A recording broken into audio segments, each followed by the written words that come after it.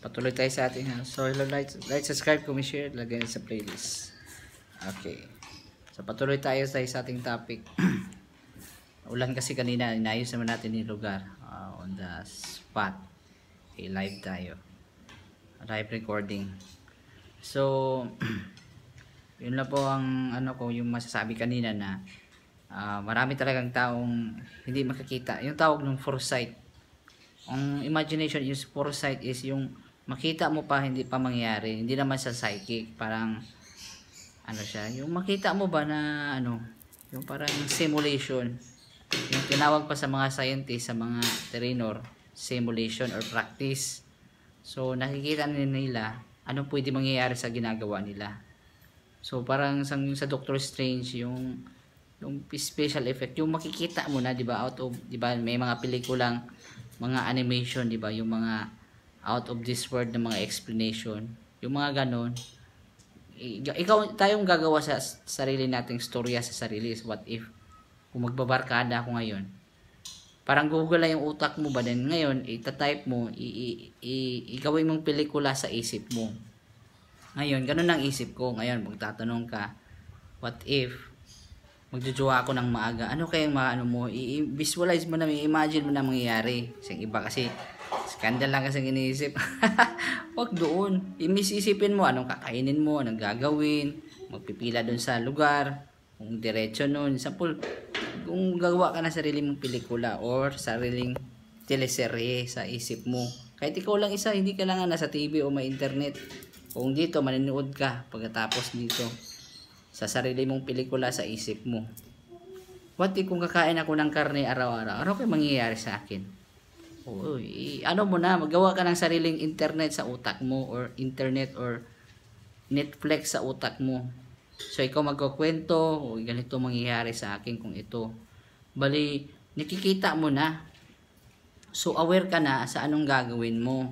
What if kung hindi ka spiritual, 'di ba? Stress na stress ka, puro kagalit doon, nalulungkot ka kasi ikaw lang nag-iisa, din yung mga barkada mong hinahanap na ginugusto is worldly din pala, di din makakatulong sa sitwasyon mo.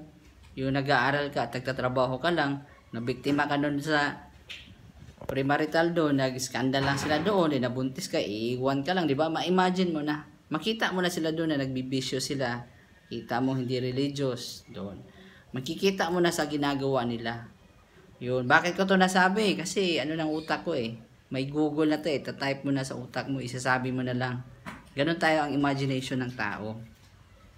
'Di ba? Just imagine, 'di ba? Ganon. Imagine mo na yung gagawin mo na, what if kung hindi ako kakain ng maayos araw-araw. O yun, imagine mo na sa lugar kung saan mong gagawin, kung sino ka. Ma-imagine mo na yun. O makikinig ka sa istorya ng ibang tao. Yung mga barangay love story or sa internet, maraming story dyan sa internet na makikita mo. Yung sinungaling doon, kung mga love scam, madami talaga. Yun lang din na kung hindi ka spiritual, madali ka talagang madadamay, madali kang mabiktima. Para tayong mahanting ba sila, yung mga hindi malamundo, hindi spiritual, para silang leon na nagtitingin sila kung anong weakness mo.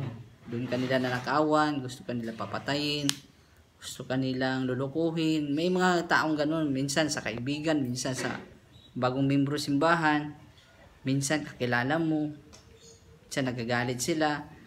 Yun lang din na kahit kapitbahay, may mga tanong na spiya ka rin minsan sa buhay mo, pero hindi ka spiya sa iba, sa sarili mo, babantayan mo, i-defense mo yung sarili mo. O ito, nagbibenta to siya, ito yung gagawin niya. Bali na kalibiling ba? Or sa YouTube description, alamin mo anong status ng tao o ginagawa niya. Mag-investigation. Tayo sa number lang man tayo at sa bahay, sa personal na gawain. Pero yun lang din mahirap talagang ngayon, hindi ka spiritual, matatarap ka lang dun sa sarili nating isip kasi mahilig tayo sa makialam, makichismis sa ibang istorya, ibang buhay sa ibang tao, pero hindi natin nabantayan yung sarili nating mali, sarili nating ginagawa. Mali pala yung mag-alak-alak araw-araw. Bawal pa itong sa drogas pala. Kanila, masakit pa sa kanila iiwan nila yung bisyo nila. Masakit pa. Sakit pa nilang iiwanan, madidiscourage pa sila. Parang namimiss pa nila yung bisyo nila, di ba? Mga barkada doon, nagsisigariliyuhan, kain ng karne. Di ka sila nag-aaral. It means, ang buhay na malungkot ay habit yan. Yung buhay na mayaman at matalino, habit yan. Siyempre, kung makikisalaw ka, makisawsaw ka sa buhay ng ibang tao, hindi mo rin alam kung sino sila, hindi din alam yung sarili nila, siyempre madadamay ka. Parang yung sa zombie, di ba? Yung pag makagat ka, di ba? May mga infection doon. May pusa din namin dati na zombie din eh. Amoeba para yun. Yung pusa namin, mabait, pero parang gusto niyang kagatin. Pero nung pala check up namin sa doktor, amoeba pa lang yun. May bakterya talagang ganun. Pati na tong rabies din, tong nakagat ng aso. Parang vampire zombie din eh. Ganun lang din na yun lang din na ganun eh.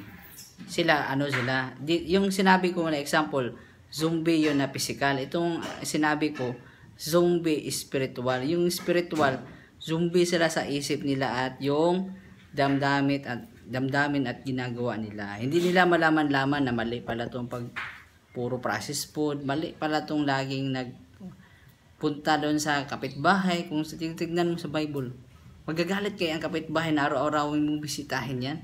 Naku, oo, totoo yan.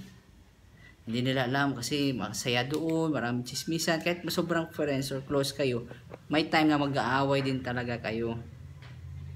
May time din na ikaw nila sa sarili mo. Mas maganda talaga yung out of this world. Sabi ko, bakit ako busy manonood sa buhay ng ibang tao?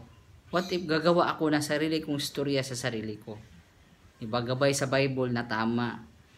Oo nga, masabi mo, sayang tong karakter na yun, namatay. Mali yung ginawa niya, di ba? Ang galing pa natin doon marites sa story, di ba? Sa teleserye. Sayang yung ginawa niya. Bakit di ganito yung gagawin niya dapat sana? Pero sa sarili natin, karawid yung utang, nagbibisyo doon, ang ibang lalaki ganun eh. Yung hindi spiritual, ako, pag pugi masyado. Then, ang titignan yung kalooban ng tao. Hindi yung panglabas, yung appearance or itsura lang titignan. Ang gwapo niya, parang mababaliw na siya eh. What if pala yun, killer pala yun, scammer pala yun. Di mo alam kung sino siya. Basta, naibig ko na niya, bahala na akong magpamartir ako kasi ang gwapo niya, naku. Doon papasok si Satanas. Then, ngayon, lapit-lapit yun sa gwapo din. Pagkatapos niya, ni-rape ka, ayaw mo na ngayon. Yun lang, di ko maintindihan. Yung parang malaking question mark. Kung lalapit-lapit ka sa lalaki, titirahin ka talaga sa lalaki. Ngayon, nagpalapit-lapit ka doon, di mo naman talaga gustong lalaki. Mali palang ugali niya. Noon na. Yun kasi ngayon eh. Nag-inuman lang daw.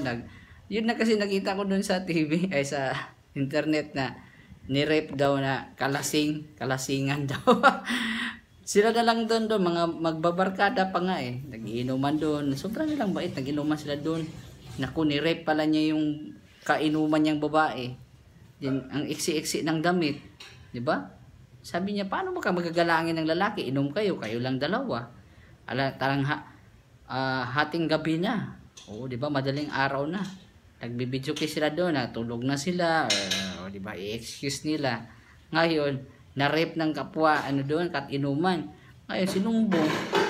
Hinuli. Pero hindi ko i-tolerate na yung lalaki tama. Mali yun, pero kasalanan ng lalaki yun. Bakit niya ginawa yun? At bakit siya sumama sa ganung babae at ganung activity? Diba? Parang makita mo na ba, mapelikula mo na sa isip mo. Diba? Mali pala yung ginawa nila. Ngayon, kung nakita mo sa sarili mo, yung imagination mo, i-apply mo sa reality. Ay, mali pala itong ganito, di ba? Nakaprogram na. Pero minsan, itong mga scammer, matalino din to sila. Madali din to sila makisabay sa sitwasyon. Alam pala niya, ganito pala siya. Ito palang gusto niya.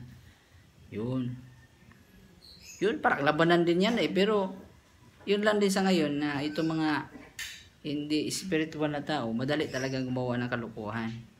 Pag hindi ka spiritual. Siyempre, andun na sa yung galit, ang di mapasensyoso, gusto mo lahat agad-agad. Gusto mo, yung tawag na hindi spiritual. Sige, asawa na agad, bahala na. Sige, doon tayo doon, sa kama. Walang kasal-kasal. Yun, hindi yung spiritual. Natag na yun na hindi. Pero ako, wala akong nakitang spiritual na tao doon sa Mindanao. Halos 95%. Yung mga spiritual, hindi pa spiritual, so yung 5%. Siguro, hindi ko nakita doon ang dawan ko sa Mindanao o Visayas kasi puro malamundo talaga. Mostly, maraming taong ganun. Gusto nila agad-agad. Pag unang kita, dapat may nangyari agad. Diba? Pag ako daw hindi sumasabay na nila, weirdo na daw ako. Bakit ako mapekto na mali naman yung ginagawa nila? Kahit marami sila. Okay lang, ako lang mag-iisa. Parang lang si Noah, diba? Pinagtatawanan na si Noah doon sa bundok, diba? Nung nagbaha na, yung nag-flooding na, di siyempre, naghingi na silang tulong, hindi na. Yun lang din na okay lang mag-isa, tatawanan nila, okay lang yung mga sinasabi nila, pero hindi talaga tama yun. Nagbibisyo doon, nagdodroga. Hoy, sige, magtry ta doon. Doon sa amin dito, sa tapat lang namin, dito mga drug addict dito eh. Mga drug lord nga dito eh, malalakas nga eh.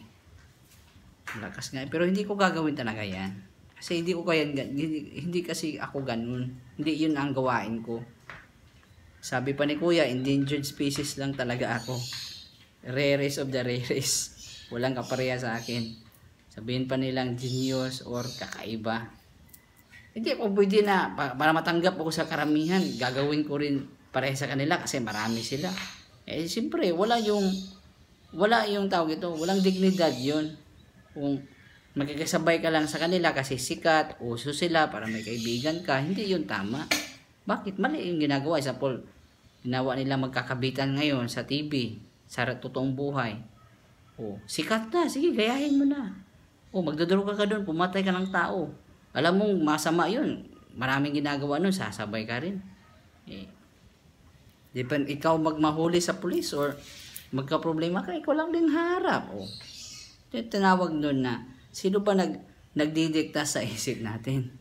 Itong gagawin mo, ito. Yun na kailangan tayo nag-aaral. Meron tayong Bible, may mga elder, may mga pastor, na magtuturo sa atin anong dapat gagawin sa buhay. Hindi yung gagawin na, sige doon. Magtatanong tayo na, Kadyawi, tama ba itong ginagawa ko na ginalaw ko muna ang babae o hindi? Di ba? Tatanong ba? Question every step. Tatanungin natin, tama ba ito sa Bible? Or baka ako lang tama sa sarili ko. Hindi talaga ito kagustuhan ng Ama. Yun ang delikado. Na tayo lang nagpapakatama sa sarili natin din. Then hindi pala tama yung ginagawa natin. Wala akong time sa Bible eh. Busy ako eh. Marami ako dun. Mas unahin ko yung bisyo ko dun. Mga barkada ko dun. Tapos pag hindi kayo magkasundo, magka-try-duran kayo, magpatayan talaga kayo doon. Mag-aaway talaga. Yung kaibigan mong masama, yun din makakalaban mo. O diba? Ano sabi sa Bible? Sa Psalms 1, happy is the man. Anong happy? Masaya. Walang problema, magulo. Happy is the man. Ang tao na has not walked in the counsel of the wicked, nor stood in the way of sinners. Alam mo nang nagluloko sila doon, kalukuhan ng ginagawa nila, gusto nilang masasaktan ng kapwa-tao kasi prank lang daw, joke lang daw, kahit nakakasakit na sila. Joke lang, nagamit ako, nagdroga ako doon, joke lang, okay lang sa kanila doon. Ayun, ang nangyari, tutuwa ka ba doon, ganun na makasama mo? Okay lang ako lang mag-iisa, kaibigan ko, libro at Bible, so kalangit, okay lang sa akin. O, di ba? If you want to stand the challenges in life, tatayo ka sa sarili mong paa. Hindi ka dapat umasa sa iba. Titignan ang tama at panindigan mo yung paniniwala mo. Believe. Kahit marami na sila, kahit sabihin nilang sa 1,000 membro, 999 sila, sabihin nilang tama itong magkalukuhan, tama itong mag-inuman doon, magdodroga. Ako lang magnuno sa kanila. Ganun ako katindi. Hindi naman tayo sa baliw or special tayo. Wala silang alam. Wala silang sa kanila. Yung inisip ko, tama na. Marami itong sa Mindanao, Visayas. Minsan din sa Visayas, Luzon, meron din ganun. Sabihan mo, magagalit pa, hindi mo ma-advisean. may sariling mundo. Pero nung may problema na, parang sabi ng doktor, 6 months na lang ang buhay mo. Parang santos na yan. Pag namatay na, sabi ng doktor, si Mami, matagal na nakapunta sa langit. Tanong ko sa inyo, sino bang gusto mauna sa langit? Sige, taas ang kamay. Sige, comment kayo. Pero, sino bang gusto maunang mamatay? Wala, di ba? Pero yung ginagawa nila, doon din, ganun din. Sinong maunang mapunta sa langit? Wala. Masaya sila doon, maglulukwan doon. Doon sa bar, maghawak-hawakan na sila doon. Alam na natin yun, magkikitaan ng maghawak ka ng dibdib doon. Ano bang gagawin nila? Alam na natin yun, mga kalaswaan na doon. Doon sa bar, sabi ko, ganito pala ang bar. Sabi ko, ganito pala ako ka-ignorante. Inugsinte doon, yung mga dating doon. Mali yun. Walang galang yun, sinuot ng babae. Sabi niya, ikaw lang talaga, abnormal ka talaga. Sabi ko, okay lang ako abnormal sa iba. Alam ko naman anong paniniwala ko. Ayaw ko nang mapahamak, ayaw ko nang nadadala ko lang ako sa kwento at sabi ng iba. Yun lang din ang ay nagre-react. Yun lang din ang iba, tayo. Wala tayong basta feeling ko lang tama lang Okay lang yung vaping ako doon Okay lang yun. Pero pag magkasakit ka o maghingi ka ng tulong, di ba sabi mo okay ka noon, di ba? Ikaw naharap sa sarili mo. Di ba? Para yung sa langgam, yung sa kwento sa langgam at si Tipaklong. Enjoy si Tipaklong. Talon ng talon siya kahit saan. Ngayong si langgam, ang sipag niya, naghahanda siya. Ngayon totoo yan na istorya. Mas lalong lumala ang sitwasyon ngayon. Sa ating generation ngayon, mas lumala. Ngayon, ng si Tipaklong, nagka-winter na. Yun ang winter. Hindi hindaan yung, kahit tawag ito, mga test, mga pagsubok sa buhay na problema na siya. Ngayon, nanghingi siya ng tulong ni Langgam. Kasi, sinabi ni Tipaklong ni Langgam, bakit ka hindi mag-i-enjoy sa buhay? Ang init-init ngayon, di ba? Noong nag-winter na, yung malamig na panahon, nanghingi na ng pagkain si Tipaklong kang Langgam. Yung si Ans ba? Kang atawag ito? Grasshopper. Grasshopper. Ngayon, sinabi ni